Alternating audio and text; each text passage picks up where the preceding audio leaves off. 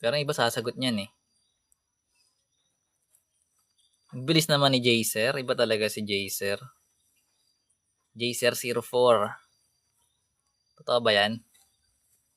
Sigurado ka na dyan, boss. Susulat ka muna yung given. So, meron tayong absolute value ng... Absolute value ba yun? Tama. Negative 8 plus 3. Ganito yung tsura niya pala. Times... Wait, thank you, heart. Sa heart. Airplane. Minus absolute value ng 5 minus negative 4 then dalawang absolute value. So ganyan nga. Thank you guys sa gifts. Airplane.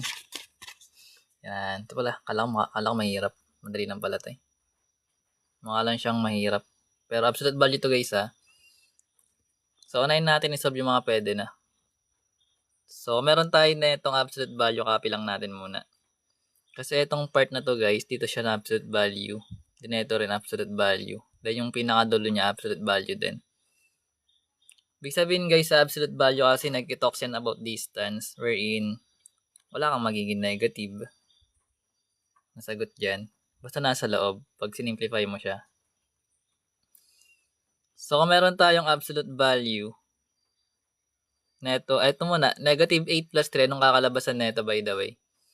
Ito muna tayo sa negative 8 plus 3. Anong kakalabasan? That is magiging negative 5. So, ibig sabihin nasa loob pa yun ng absolute value natin ha. Then, yung times negative 2, copy lang muna natin. Tsaka yung subtraction. Then, copy ulit natin yung absolute value dito. So, yung 5 minus negative 4, anong kakalabasan? 5 minus negative 4, that is 9. That's correct. So, magiging 9 yung sagot. So, sa absolute value pa rin yun. Yan. Then, absolute value ng negative 5, anong sagot?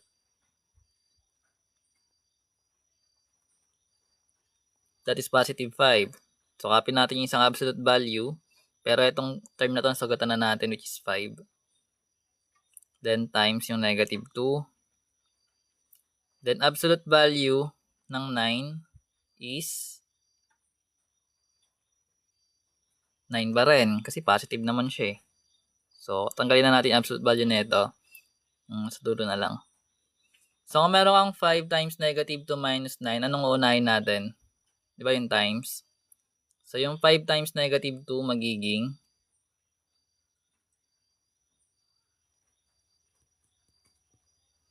magkakaroon tayo ng negative 10. So, copy natin yung absolute value ulit.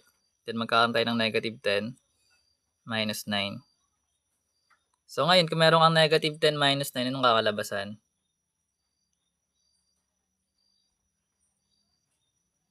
Negative 19. So, copy natin yung absolute value ng negative 19. So, ano ba yung absolute value ng negative 19? That is positive 19. So, ibig sabihin dapat sagot natin is positive 19. So, dapat letter B. Ganun siya ginagawa. So, parang lang siyang PEMDAS din. Pero, sabi mo siya pa isa-isa.